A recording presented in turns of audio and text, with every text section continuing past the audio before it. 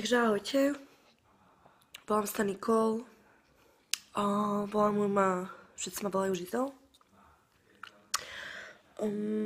Momentálne pracujem ako fotomodelka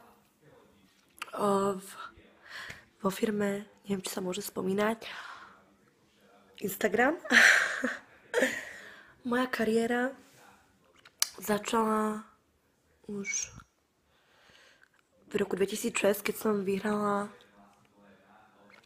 tretiu vicemiss na miske v Orechovej Potvoni. A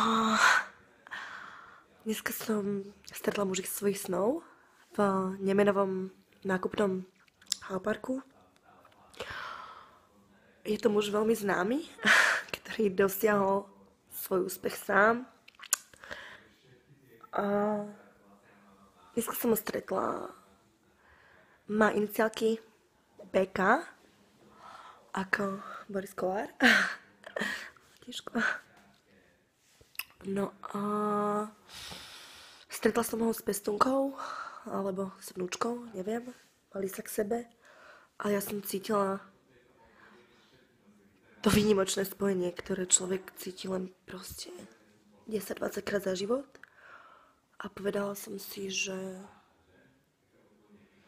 ja ho nájdem. Ja ho nájdem, pôjdeme na aperolík a možno proste preskočí ďalšia iskra. Takže chcela by som vyzvať Boris, ozvi sa mi.